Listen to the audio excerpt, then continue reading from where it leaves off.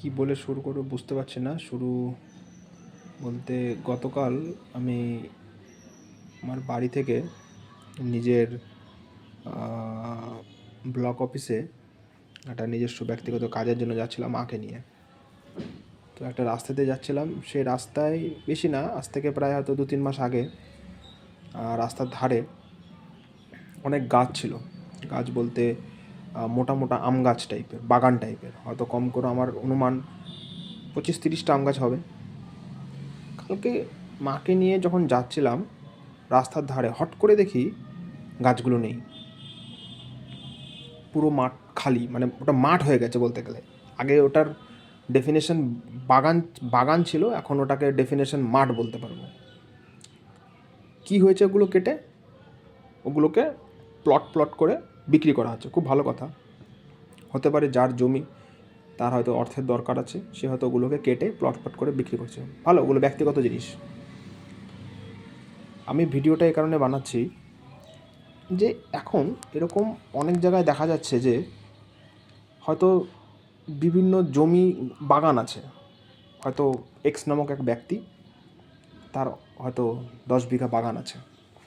সে কি করছে, সে ভাবছে আমার 10 বিঘা বাগান আছে, তো আমি যদি 10 বিঘা বাগানের মধ্যে আম গাছ আছে লাগানো, বা যে কোনো গাছ আছে বড়, মানে মেন ছাওয়া দেওয়া যে গাছগুলো হয়, প্রচণ্ড গরমে যে সমস্ত গাছ আমাদেরকে ছাওয়া দিয়ে রাখে, যখন যারা পথচারী মানুষ হয়, যখন যারা চলতি রাস্তায় হোক বা যেখানেই হোক, যখন আমরা গিয়ে একটু আরাম পাই যে গাছের তলায়, সেই ব্যক্তিটা কী করছে, ওই 10 বিঘা জমি বা 5 বিঘা জমি, তার হয়তো 1 বিঘা জমি হোক বা 10 কাঠা জমি হোক, সে বিক্রি করে দিচ্ছে।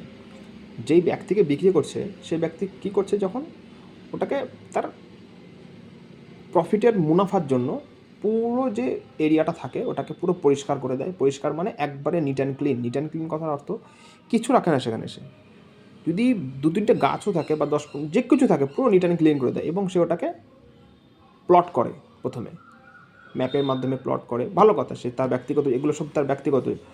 আমার জিনিসটা, মানে প্রশ্নটা এটা না যে প্লট করছে বা কী করছে, প্রশ্নটা এটাই যে বিষ্ণুশ্রায়ণ, যেটা মানে গ্লোবাল ওয়ার্মিং। এখন এটা টাইম কি মাস, এটা হচ্ছে মার্চ মাস। তো মার্চ মাস এখনও বাকি আছে, এপ্রিল, মে, জুন, জুলাই, মানে গরম এখনও বলতে গেলে পড়া কেবল যা শুরু করেছে। তো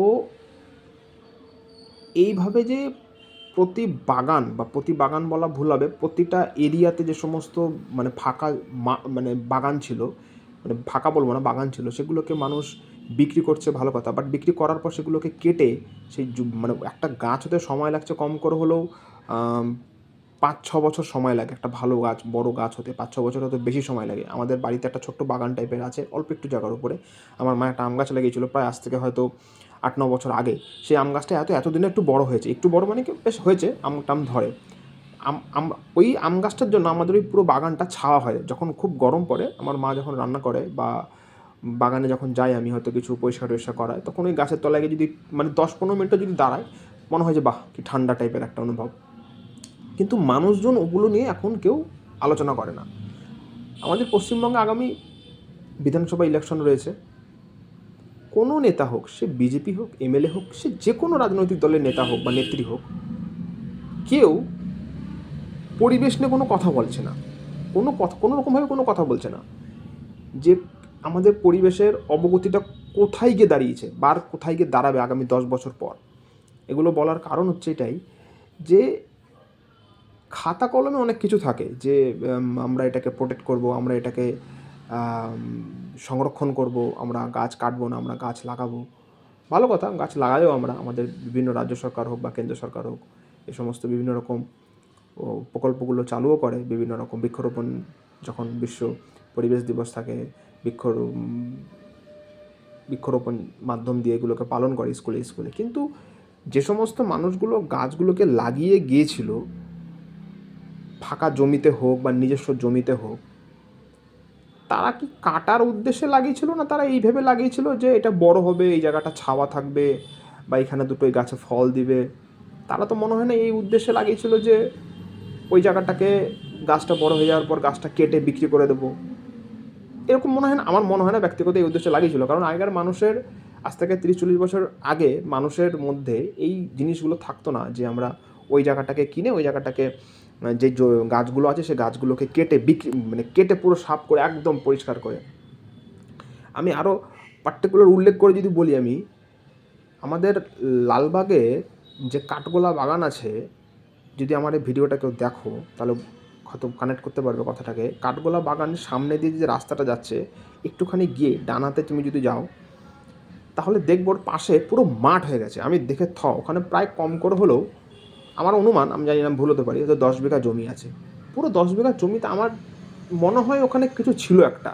কেন এতটা ফাঁকা এরিয়া হয়ে যাবে না? হয়তো কোনো গাছ থাকতে পারে বা কোনো বাঁশঝাড় থাকতে পারে, যেটাই থাকুক, মেন কথা ছিল কিছু না কিছু একটা গাছ ছিল, যে গাছটা গরমকালে মানুষকে ওখানে ওই এরিয়াটার যে একটা টেম্পারেচার থাকে সেই টেম্পারেচারটাকে কন্ট্রোলে রাখতো। এখন আমি গতকাল যখন গেলাম, আমি ওই রাস্তাটা দিয়ে দেখছি নাই। এবং এটা আমি জানি না যে বিভিন্ন রকম যে আইনগুলো থাকে, যে ভারতীয় বন আইন 1927, তারপর হচ্ছে ফরেস্ট কনজারভেশন অ্যাক্ট 1980, এসব যে আরও যে আইনগুলো রয়েছে, এই আইনগুলো এগুলো তার মানে প্র্যাকটিক্যালি ইমপ্লিমেন্ট কোথায় হচ্ছে আমি বুঝতে পারছি না। কারণ প্রতিটা ব্লকে হোক বা প্রতিটা ডিস্ট্রিক্টে হোক, কোনো না কোনো ফরেস্ট ডিপার্টমেন্টের লোক থাকে যে বা যারা এই সমস্ত জিনিসগুলোকে ভালো মতো দেখভাল করবে বা জিনিসগুলোকে আমি যদি সামান্য একটা গাছও কাটি, সে যেই এরিয়াতেই হোক, আমাকে তো প্রথমে ভাবতে হবে যে এই গাছটা আমি কী পারপাসে কাটছি।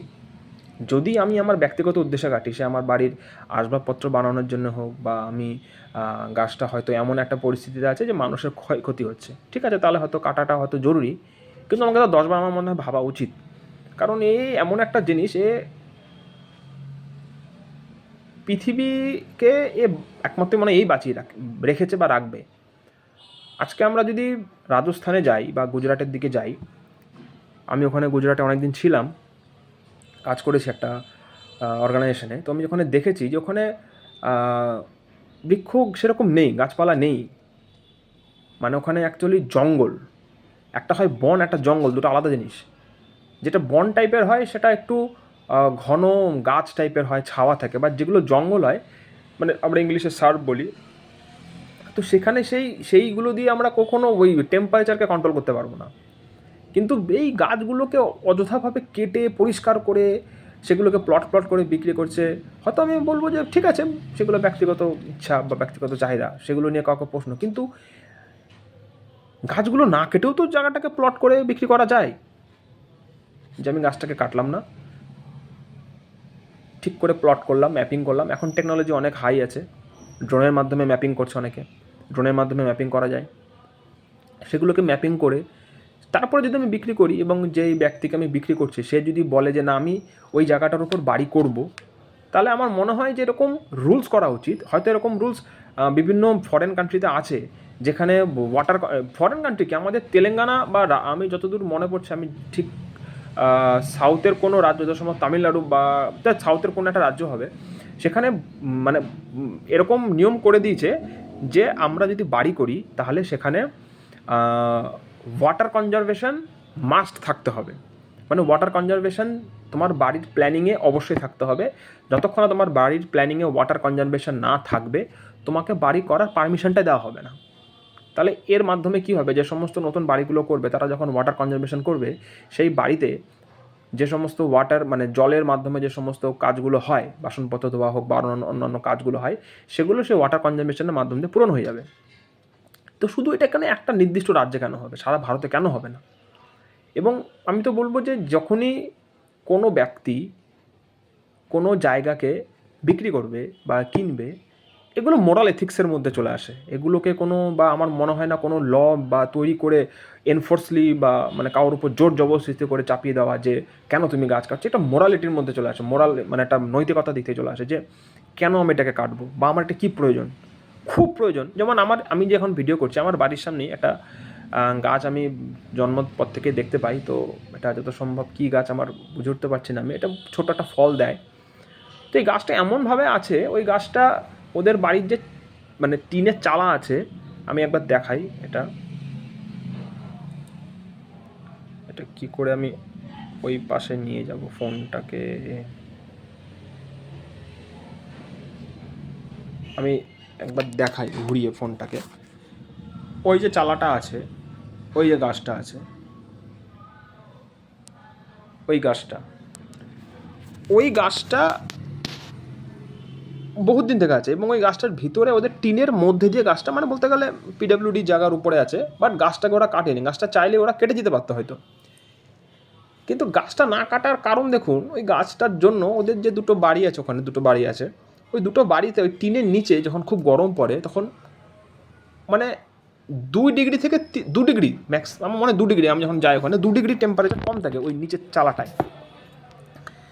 এবার যদি আমি এই গাছটা কেটে দিই, তাহলে কি ওই জায়গাটায় ওরা বসে আছে বসতে পারবে না। আমার বাড়ির সামনেই, এই আমারই যে ঘরে করছি আমি রেকর্ডিংটা, আমার বাড়ির সামনে আমার ঠাকমা একটা গাছ লাগিয়েছিল, শিউলি ফুলের গাছ। তো গাছটা লাগানোর প্রায় মোটামুটি 25-30 বছর পর গাছটাকে কাটা হয়েছে। আমি গাছটা কাটার বিরুদ্ধে ছিলাম, আমার মা গাছটা কাটতে বাধ্য হয়েছে, কারণ এই গাছটাতে কী হতো, হনুমান এসে কিছু উৎপাত করতো তো, আর তেমন কোনো বেশি ক্ষতি হতো না। কিন্তু মেন যে সমস্যাটা হয়েছিল, আমাদের মানে বাড়ির সামনে যে জায়গাটা আছে ওটা পিডব্লিউ জায়গা, কিন্তু বর্ষাকালে প্রচণ্ড পরিমাণে জল জমে যেত এবং কাদা হয়ে যেত। তো আমরা মানে সিদ্ধান্ত নিলাম, আমি মা বাবা মিলে, যে ওই গাছটা কেটে ওই জায়গাটাকে আমাকে এখন মানে ইট বালি সিমেন্টে ঢালাই করে দিতে হবে, না তো আসা যাওয়াতে প্রচণ্ড পরিমাণে অসুবিধা। এখানে আমি তখন মাকে বললাম যে মা, কোনো রকমভাবে যদি গাছটা বাঁচানো যায়, ঠাকমা লাগিয়েছে এরকম।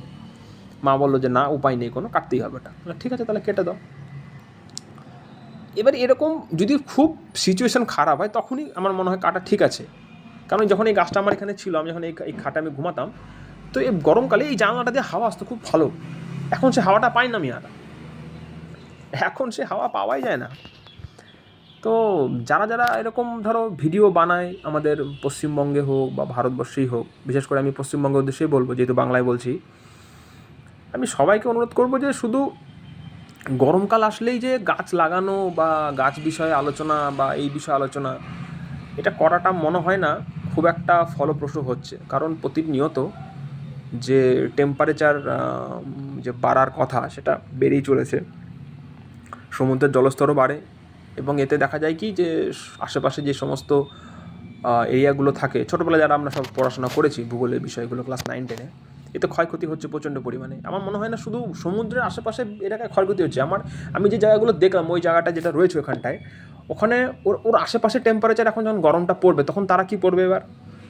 কারণ ওখানে যে বেশিরভাগই বাড়ি দেখলাম আমি, যদি 100টা বাড়ি থাকে, 100টা বাড়ির মধ্যে হয়তো 5-6টা বাড়ি এসি কেনার মতো ক্ষমতা রয়েছে, বা আমি জানি না তাদের বাকিগুলোর আছে কি না নেই, সেটা পরের বিষয়, বাট বাড়িঘর পরিস্থিতি দেখে যেরকমটা বোঝা যায়।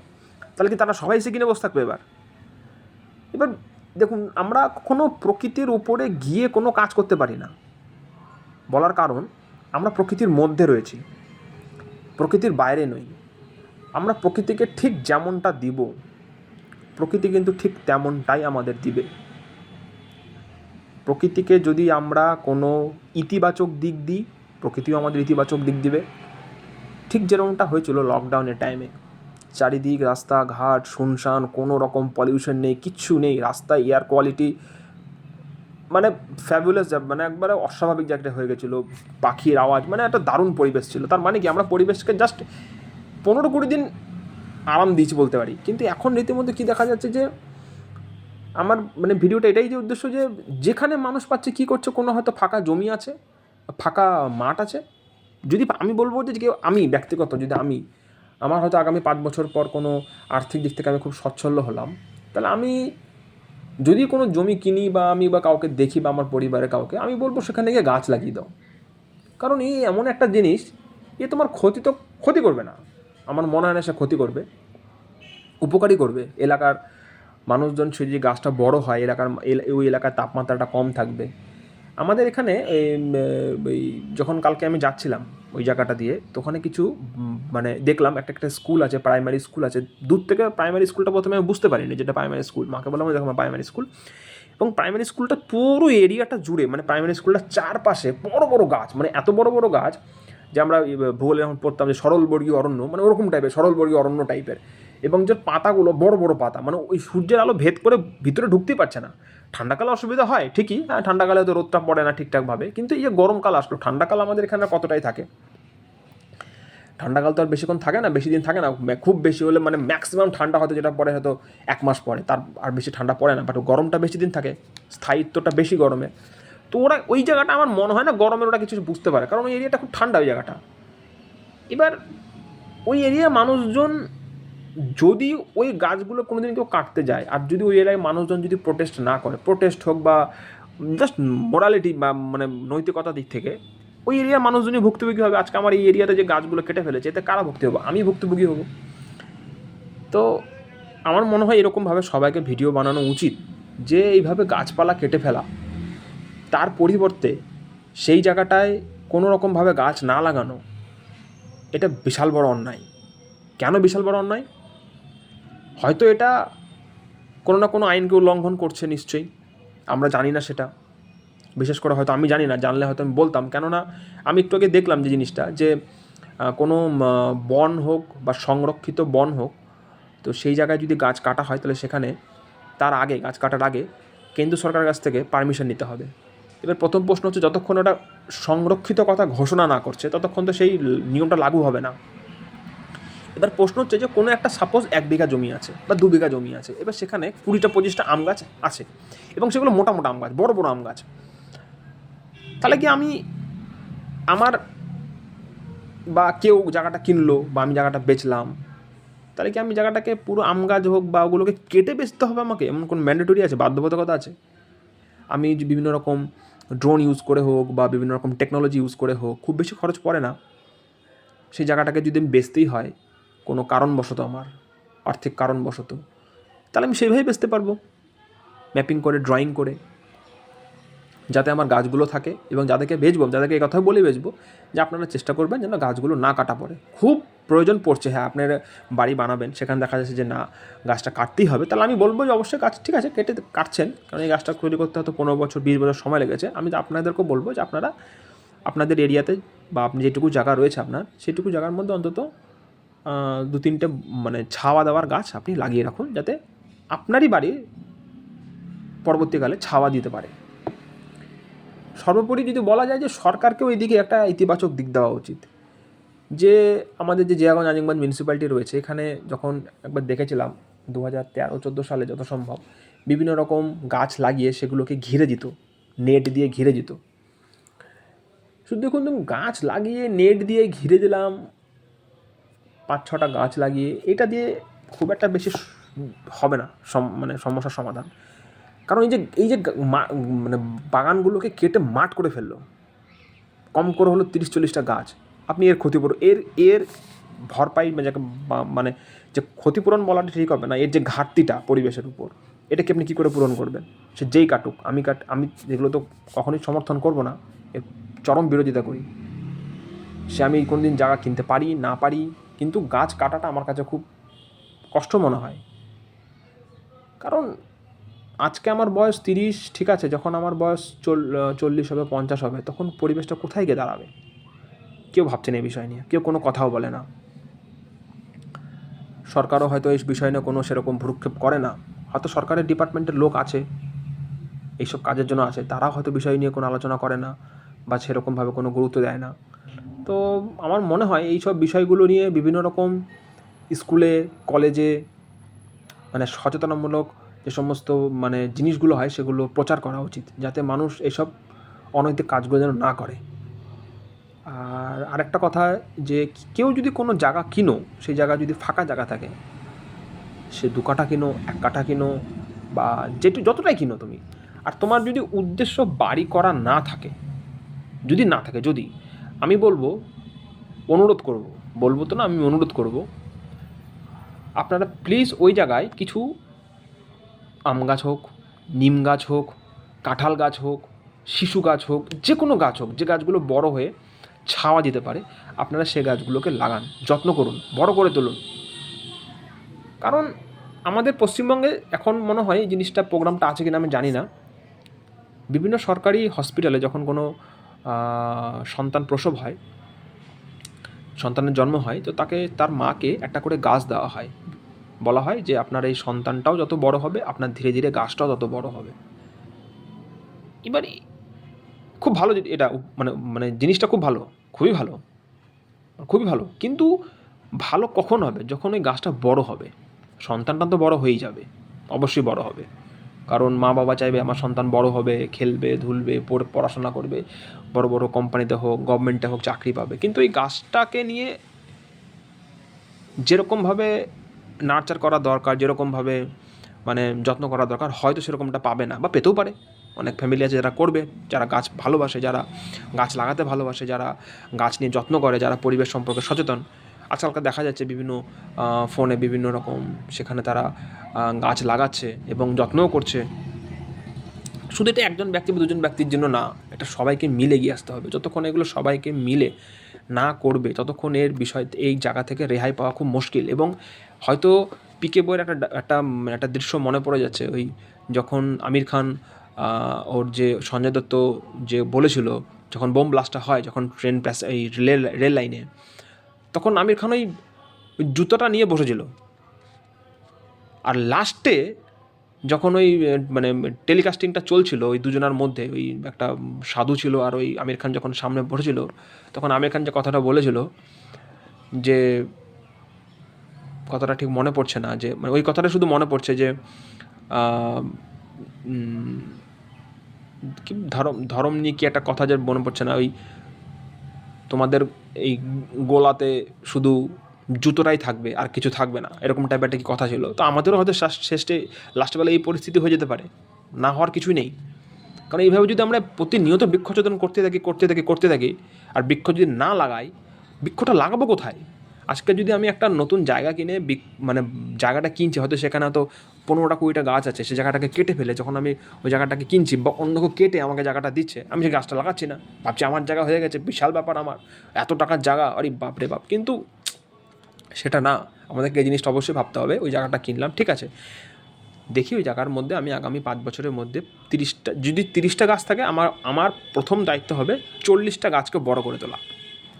এমন কোনো গাছ লাগাবো, বা এমন যে সমস্ত গাছ লাগাবো যে গাছগুলো আমাদের খুব তাড়াতাড়ি বড় হয়, ছাওয়া দেয়। বা আপনার যদি কারোর যদি ইচ্ছা থাকে যে ফল ভালো লাগে, সে ফলে গাছ লাগানো। এতে কী হবে, ধীরে ধীরে এরিয়াতে, যেই এরিয়াতে গাছের সংখ্যা বেশি থাকবে, সেই এরিয়ায় তাপমাত্রার যে ভারসাম্যটা গরমকালে সেটা বজায় থাকবে।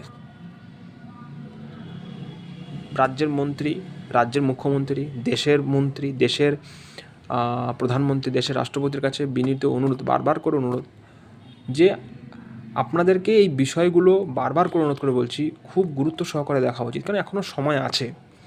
যদি এগুলোকে এখন থেকে গুরুত্ব করে না দেখা হয়, আগামী দিনে যে কী ভয়াবহ পরিস্থিতি হতে চলেছে, তার কল্পনা যদি কেউ ভাবে, গুরুত্ব সহকারে, খুব গভীরভাবে ভাবে, তারা একমাত্র বুঝতে পারবে, নচেত বুঝতে পারবে না। কারণ কিছুদিন আগে দিল্লিতে যে এয়ার পলিউশনের ঘটনাগুলো ঘটছিল, সেখানে দেখা যাচ্ছিলো যে মানুষ কী করে শুধু শ্বাস নিচ্ছিল, কী ভয়ানক পরিস্থিতি হয়েছিল, তার বলার অপেক্ষা রাখে না। সে যাই হোক, কিন্তু কলকাতারও সে অবস্থা হয়ে যাচ্ছে দিনে দিনে, গাছ নেই, শুধু বিল্ডিং বিল্ডিং বিল্ডিং বিল্ডিং।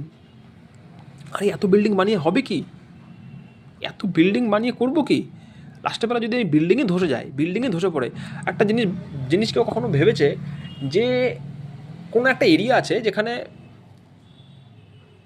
হয়তো 10 বিঘা জমি বা 20 বিঘা জমিতে একটা কোনো ছোট্ট পাড়া হয়েছে, আর সেখানে কোনো গাছপালা কিছু নেই, প্রতিটা বাড়িতে এসি, প্রত্যেকটা বাড়িতে এসি, হয়তো যদি 50টা বাড়ি থাকে, 50টা বাড়িতে এসি।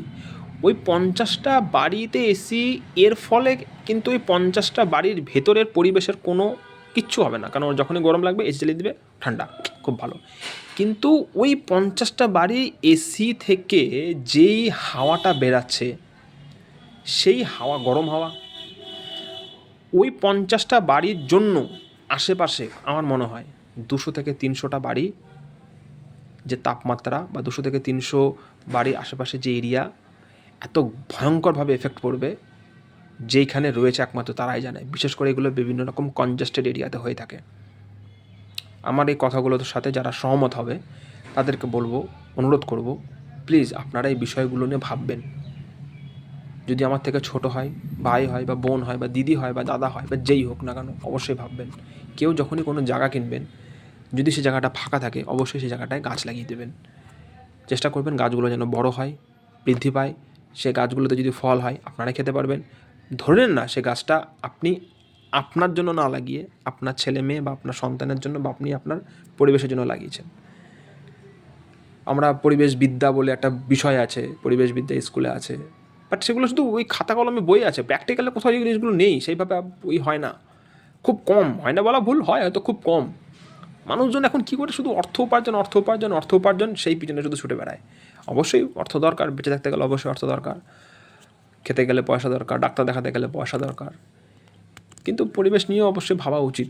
হয়তো সময় এখনও আছে, একবার যদি সময় হাতের নাগালের বাইরে বেরিয়ে যায়, পরিবেশ কিন্তু কাউকে ছেড়ে কথা বলবে না, কারণ আমরা পরিবেশের মধ্যে রয়েছি, পরিবেশের বাইরে নই। আমরা কখনো পরিবেশকে কন্ট্রোল করতে পারবো না, কোনো দিনই পারবো না। হাজার চেষ্টা করেও আমরা পরিবেশকে কন্ট্রোল করতে পারবো না, হাজার চেষ্টা করেও, কারণ এটা নেচার, ঠিক আছে, এটা নেচার। তো কখনো নেচারের উপরে গিয়ে কথা বলা বা নেচারকে নিয়ে কোনো কিছু নড়াচড়া করা ঠিক না। আবার বলছি, প্লিজ প্লিজ কেউ কোনো প্রকারের মানে নেগেটিভভাবে জিনিসটাকে নেবেন না, পজিটিভভাবে নেবেন, বা পজিটিভভাবে নিলে হয়তো আমাদের সবার ভালো হবে, আমার আপনার সবার ভালো হবে। যতটা পারবেন, যদি কারোর ভিডিওটা ভালো লাগে শেয়ার করবেন, চেষ্টা করবেন যে নিজের এরিয়াতে যতটা পারা যায় বৃক্ষরোপণ করা। বৃক্ষরোপণ না করতে পারলেও বৃক্ষচ্ছেদন অন্তত করবেন না। হয়তো বৃক্ষরোপণ করতে পারছেন না, সময় হয়ে উঠছে না কাজের ব্যস্ততার জন্য, কিন্তু বৃক্ষচ্ছেদন করতে দেবেন না বা করবেন না কখনো, ওটা আরও খারাপ। করতে পারছেন না আলাদা ম্যাটার, বাট বৃক্ষচ্ছেদন ও আরও খারাপ জিনিস, ওটা কখনো করবেন না। আমার তো মনে হয় যে সরকারকে এই বিষয় নিয়ে কোনো টোল ফ্রি নাম্বার হোক বা কোনো ক্যাম্পেন হোক বা কোনো পার্টিকুলার কোনো একটা ডিপার্টমেন্ট হোক বা এই বিষয় নিয়ে খোলা উচিত এগুলো নিয়ে। কারণ পৃথিবীটা যদি না থাকে, কিসের এই ভোট, কিসের এই মানে উৎসব, কিসের এই আজকে ঈদের দিন, মানুষজন আজকে ঈদের এত ঘুরছে, এত আনন্দ করছে, খুব ভালো, কিন্তু যদি পৃথিবীটাই না থাকে, কী করে আমরা ঈদ পালন করবো, কী করে আমরা দুর্গা পুজো করবো, কী করে কালী পুজো করবো, কী করে ভাইফোঁটা করবো? কিছুই তো করতে পারবো না যদি পৃথিবীটাই না থাকে। আজ থেকে হয়তো 100 বছর পর এমনই কিছু হয়ে গেল যে মানুষ বাইরে বেড়াতে পারছে না গরমকালে, 50 ডিগ্রি 55 ডিগ্রি তাপমাত্রা, তখন পরিস্থিতি কোথায় যাবে? সানস্ট্রোক হয়ে মানুষ মারা যাচ্ছে, অনর্গল মারা যাচ্ছে তখন। তো সেই জন্যই বলা, এখনও সময় আছে সবাইকে, যদি সবাই মিলে একজোট হয়ে এই বিষয়টা নিয়ে আলোচনা হয়, বিভিন্ন রকম সোশ্যাল মিডিয়াতে হোক বা সংসদে হোক, এই বিষয় নিয়ে যদি আলোচনা হয় বা শিক্ষা ব্যবস্থার মাধ্যম দিয়ে যদি এগুলোকে খুব জোর দেওয়া যায়, তাহলে হয়তো এই বিষয় নিয়ে বা এই বিষয়টা গুরুত্ব পাবে, সবার কাছে গুরুত্ব পাবে এবং বিষয়টা নিয়ে ভাববে। এবং সবাই মিলে যদি ভাবা হয় তাহলে অবশ্যই আমাদের পরিবেশ আবার হয়তো ভালো মতোভাবে, মানে পরিবেশ আমরা তো ভালো মতোভাবে বাঁচতেও পারবো এবং আগামী প্রজন্মের জন্য পরিবেশকে ভালো মতো একটা জায়গাতে তৈরি করে রেখে যেতে পারবো। এই বলে ভিডিওটা শেষ করলাম। আজকে পবিত্র ঈদ, সবাই বাড়ির সামনে দিয়ে একদম গাড়ি নিয়ে সবাই ঘুরতে টুরতে যাচ্ছে। তো এই বলে ভিডিওটা শেষ করলাম।